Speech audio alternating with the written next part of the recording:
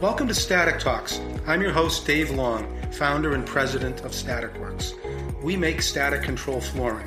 In our podcast, we'll discuss the threat static electricity poses to your business and how to address those risks. Today we continue our discussion of the potential hidden costs associated with ESD flooring. When selecting the right type of ESD flooring for your application, it is important to consider that the upfront costs of materials and installation don't tell the whole story. To understand the total cost of ownership over time, it's important to consider how well each material stands up to traffic and what it takes to repair damage. So let's start with epoxy. Dave, what should our listeners know about the cost of maintaining and repairing ESD epoxy coatings? When an epoxy coating is installed in a factory, a clean room, a manufacturing area, it looks beautiful. It looks like there's no seams, because there aren't any. You can't see any bumps in the floor if the floor prep was done properly. It looks like a sheet of glass. Well, even though we do a lot of work in that area, I am here to tell you that before you moved into that building, right after that coating was put down, that's the best it's ever going to look.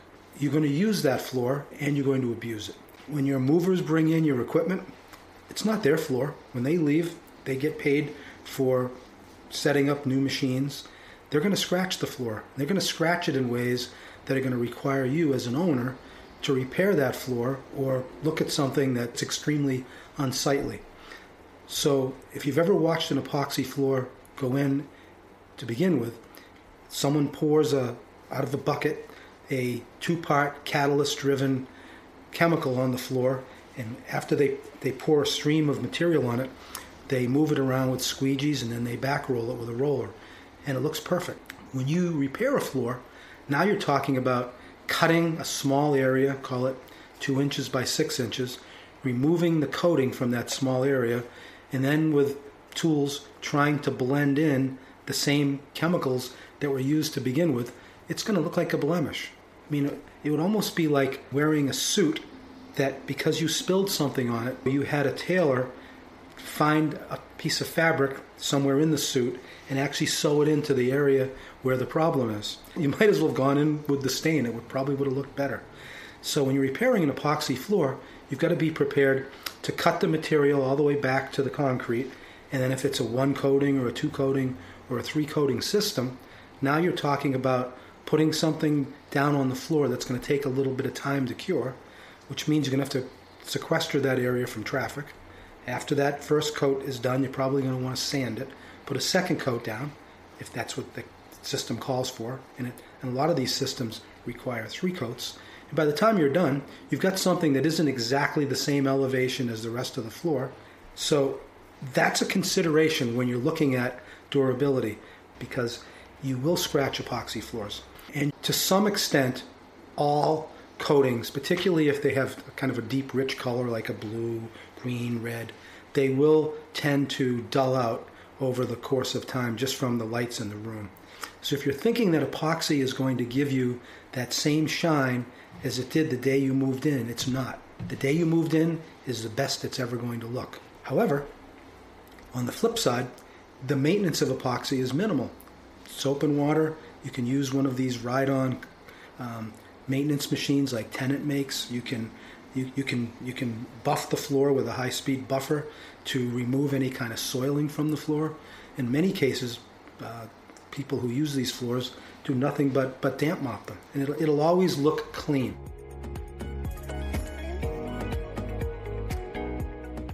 All right, so epoxy looks great immediately after installation, but it can be difficult to maintain its glossy finish over time due to microabrasions from traffic and fading from UV light. On the other hand, it is easy to clean with just a damp mop. So how does that compare to vinyl ESD flooring? Vinyl static control floors can be purchased in sheets. They can be purchased as an interlocking floor that requires no adhesive, and they can be purchased in tiles. And by the way, even in tiles, we've got footprints. We've got 12 by 12 tiles, we've got 24 inch by 24 inch tiles, and in some cases, we even see 36 inch by 36 inch tiles. So let's just start with vinyl just as a material, and then we'll get into how these footprints might affect maintenance. When vinyl is looked upon by a designer or a facilities manager. Usually they're looking at pictures of floors that have been shined up beautifully, and you basically need to wear a pair of sunglasses when you're walking through the facility. But the real question is, how do you get that finish? So we're going to talk about floors with what I would call inherent conductivity, veins or little salt and pepper kind of drops of carbon in the surface.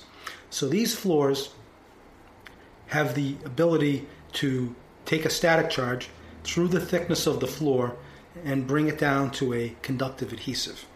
So when we're looking at maintenance, and particularly when we're looking at durability and maintenance together, one of the things we need to think about is, how do we maintain that floor so that during the regular abuse of daily workloads, we can restore the surface without harming the conductivity. So most, I would say, quality manufacturers of vinyl provide a maintenance procedure that basically amounts to stripping the floor with a buffing pad that allows the floor to be cleaned fairly deeply.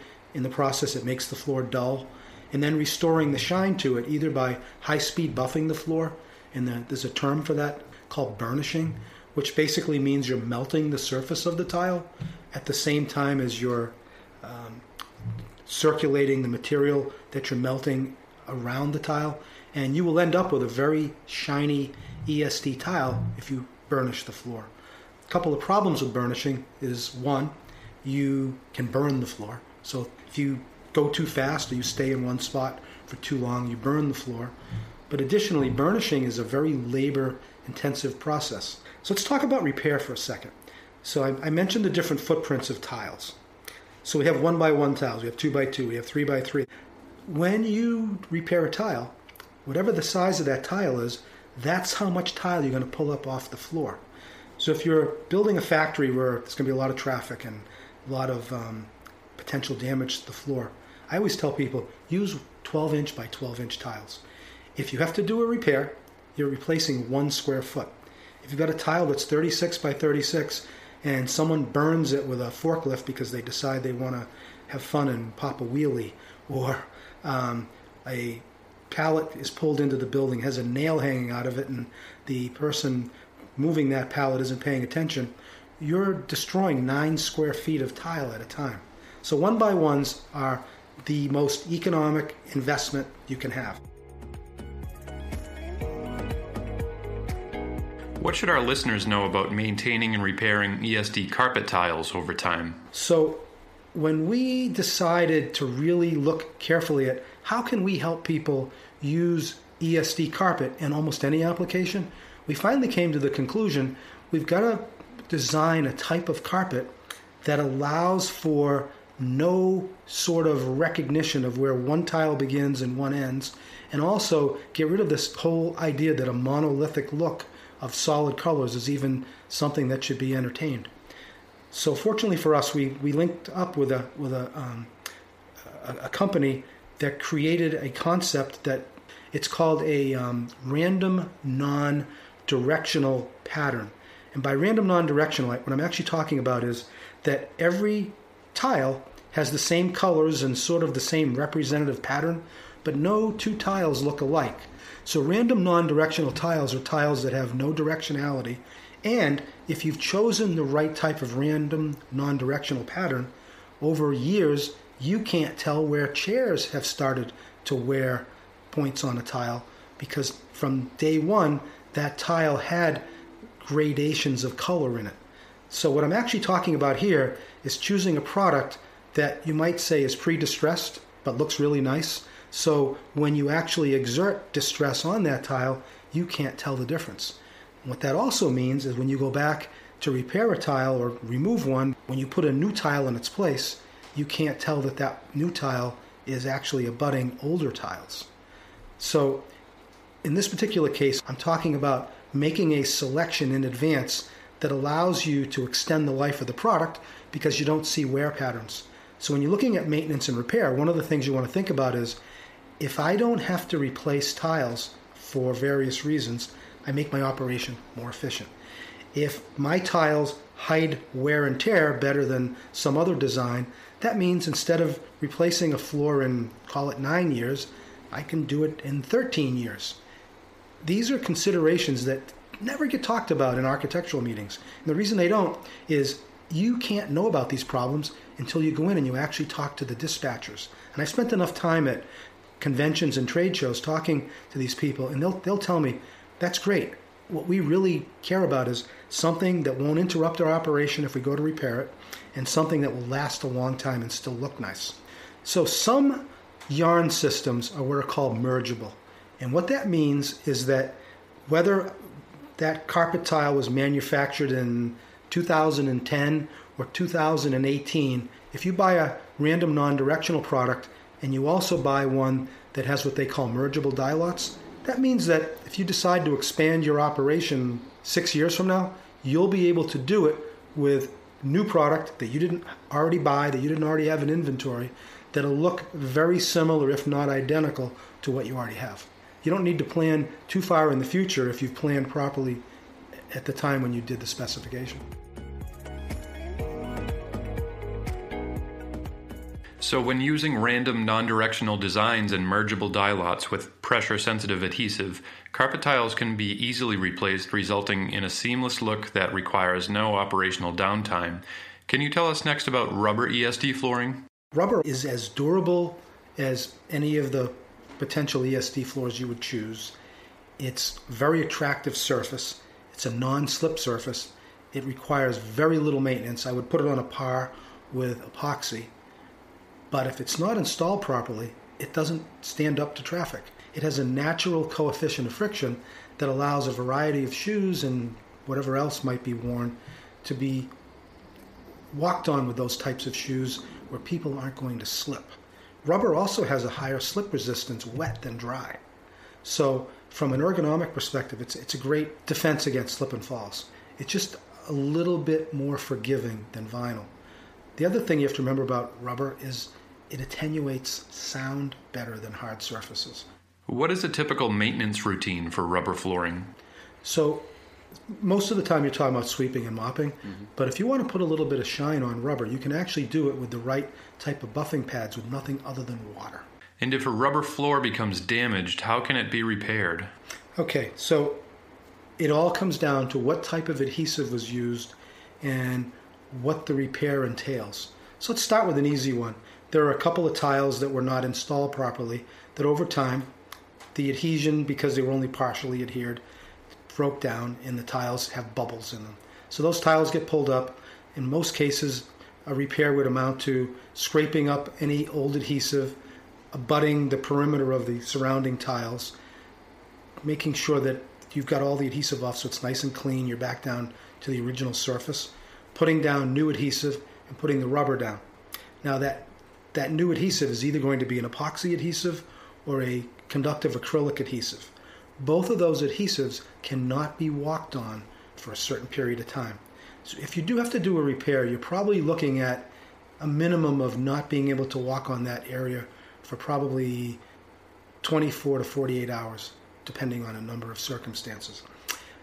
Additionally, you may have a repair where you've got a surface underneath the rubber that is essentially what they call vapor barrier. Now when you remove the tile, you have to make sure that you remove it in such a way that you don't damage the mitigation directly underneath that tile.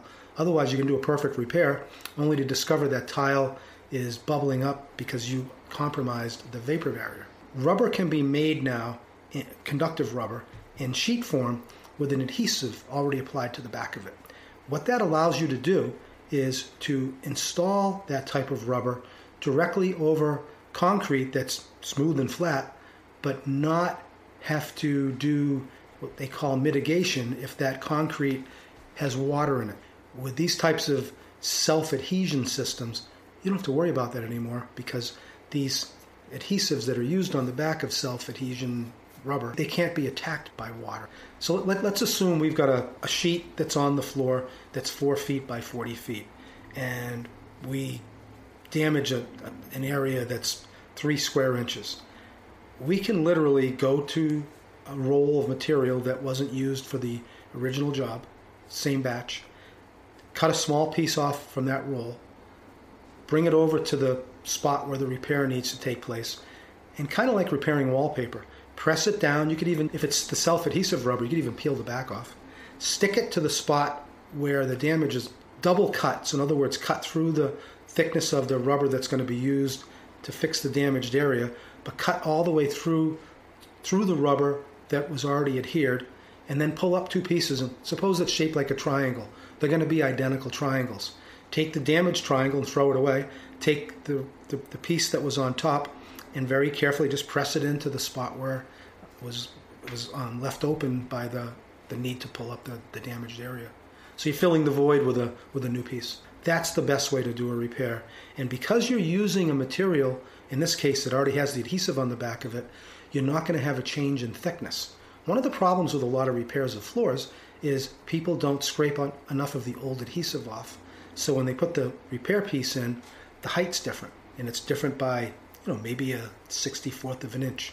But that 64th of an inch height difference will be a dirt collector.